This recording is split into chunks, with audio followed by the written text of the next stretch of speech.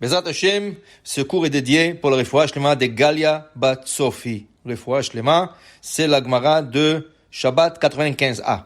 Ikla le Narda. Rav Nachman Baguria, un rabbin, il voyageait et il s'est trouvé dans la ville de Narda, une ville en Babylone. Il est rentré dans un Beth Midrash, Baoumine, ils ont vu un rabbin avec une grande barbe et tout ça, ils ont dit, oh, monsieur le rabbin, Cholev Mishumay Mehayev, quelqu'un qui va traire une vache, Shabbat, ou une chèvre. On sait que c'est interdit, mais quelle est l'interdiction? Amar Laou, Mishum Cholev, c'est parce qu'il a trait la vache, c'est l'interdiction. Mechabetz Mishumay Mehayev, quelqu'un qui prend le lait de la vache, et il le met dans un sac en cuir.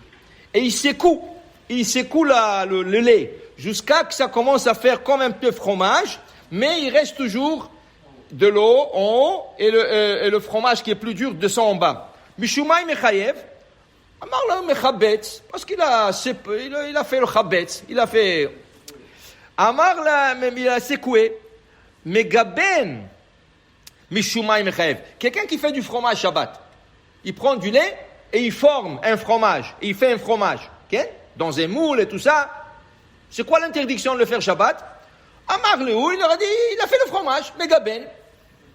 Amroulé, ils lui ont dit, monsieur le rabbin, Rabbach katel kane ba'agmava, qu'est-ce qu'il faisait ton rabbin? Il t'enseignait pas la Torah?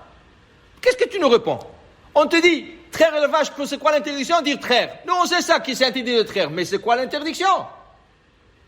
Alors, qu'est-ce qui est arrivé? Il est parti. Azal. Il est parti. Ata Sha'el Ben Medresha. Il est venu chez sa synagogue à lui. Il a demandé au rabbin là-bas. Il lui a dit, dites-moi, quelqu'un qui traire une vache Shabbat, c'est quoi l'interdiction? Quelle est l'interdiction de traire une vache Shabbat? Amroule cholev chayav mishum mefarek. Et Rashi écrit ça en français, dans la Gemara, décharger. Qu'est-ce que ça veut dire décharger? D'où est-ce qu'on apprend l'interdiction de Shabbat? L'interdiction de Shabbat s'apprend du Mishkan. Tout ce qu'on faisait en semaine, la Torah nous dit le Shabbat vous ne faites pas, donc nous aussi, chez nous, Bechol Moshvotechem, là où ce qu'on habite, on ne fait pas.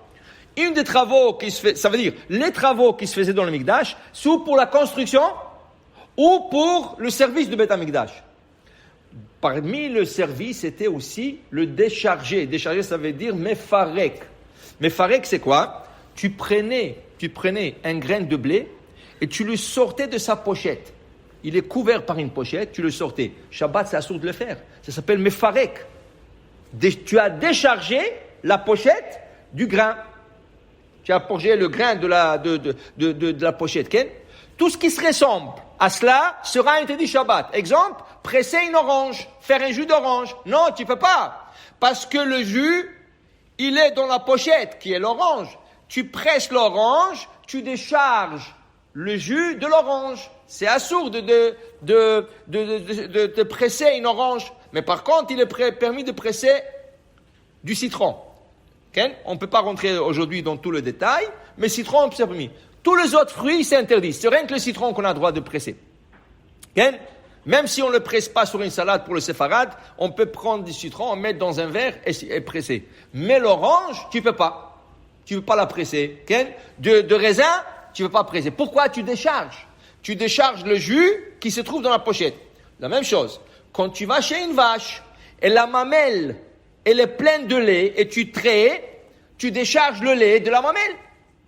Ça s'appelle mefarek. Okay? Mais vous savez que les vaches, si on ne les traite pas un jour, elles peuvent tomber malades. Elles peuvent avoir de la fièvre. Elles peuvent mourir. Parce que c'est lourd sur la vache. C'est lourd. Elle pleure. Elle veut que tu la traites. Shabbat, tu es obligé de la traire. Donc, ils utilisent de non-juifs. Ou dans des fermes plus sophistiquées, ils ont des systèmes, c'est comme des tubes, qui se mettent sur la mamelle et à une certaine heure, il y a un timer qui va se déclencher de lui-même, il va traire la vache. Donc, tu touches à rien. Ça se fait automatiquement. Tu touches à rien. Mais tu es obligé de la faire pour elle. Tu es obligé de le faire pour elle. Mais traire avec les mains, une vache ou une chèvre, c'est mefarek. Et je vais vous expliquer bientôt pourquoi c'est important de le savoir. Après, ils lui ont dit, mechabetz, prendre le fromage, le lait là, et le mettre dans un seau, et commence à secouer, ou dans une pochette secouer, mishum borer, triage. Parce que tu crées du solide et tu crées du liquide. Alors tu as trait le solide du liquide. Le liquide monte en haut parce qu'il est plus léger, le solide il descend en bas. Tu as trié. Après, il lui dit faire du fromage. C'est quoi l'interdiction de faire un fromage Shabbat? L'interdiction de faire un fromage mishum bonnet. Construction. Construction. On n'a jamais vu construction dans le fromage. Oui, monsieur. C'est quoi le sens de faire un fromage? Regarde. C'est quoi? Comment tu construis un mur? Tu prends des briques individuelles, tu mets une à côté de l'autre, et tu fais un mur. C'est permis Shabbat? Complètement interdit.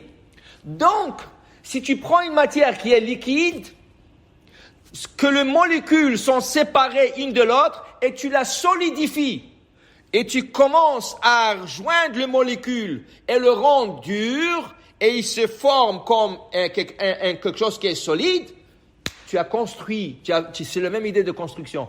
De mettre des briques ensemble, de mettre des molécules ensemble, c'est la même chose. Okay? Alors donc, c'est interdit de faire du fromage Shabbat. Alors vous allez dire, une seconde, dans ce cas, est-ce qu'il est permis de faire des glaçons Shabbat? Parce que le glaçon, c'est de l'eau. Les molécules d'eau sont séparées, c'est pour ça qu'il est liquide. Alors quand je le mets au congélateur, ça se rassemble et ça devient solide. Est-ce que ça s'appelle construction? Non, il y a une différence. Alors, Be'emet, il y a des Ashkénazes qui disent que tu n'as pas le droit de faire glaçons Shabbat. Les Ashkénazes, ils sont dans l'opinion de tu n'as pas le droit de faire des glaçons. Mais Rav Ovadia Yosef a dit non. Il y a une grande différence entre les deux. Pourquoi? Le fromage, quand je l'endurcis, il peut rester comme ça 2 mois et des mois, des années. Okay? Mais le glaçon, si je le laisse dehors, je le durcis, je l'ai mis dans le congélateur, je le laisse dehors 5 minutes, il va fondre, il va retourner à son état naturel. Est-ce que tu as jamais vu un mur se fondre de lui-même? Non. Donc, c'est pas la même chose. Alors, il faut savoir la nuance. C'est des petites nuances qu'il faut comprendre. Okay? C'est pour ça qu'ils lui ont demandé à lui, à Rav Chama bar Guria, dis-nous, si on fait fromage Shabbat, si on fait ça, c'est quoi? Il dit, je sais pas, c'est important de le savoir. Parce qu'il y a des petites nuances. Il faut que tu saches à quoi tu as affaire. Et sachez que, quand il y avait le Sanhedrin, et quelqu'un profanait le Shabbat en public, et tu allais lui dire, c'est assourd de faire ça. C'est pas suffisant pour l'emmener au tribunal. Tu dois lui dire pourquoi c'est assourd. Alors si le gars, il faisait fromage Shabbat, tu dis, c'est interdit de faire ça. Tu dois lui dire pourquoi c'est interdit. Sinon, tu ne peux pas l'emmener devant le juge. Okay? Pour dire, c'est très important de connaître la halachot de Shabbat. Pas rien que c'est interdit. Pas dire rien que c'est interdit. Savoir pourquoi, le pourquoi aussi. Baruch Adonai Le'olam. Amen ve Amen.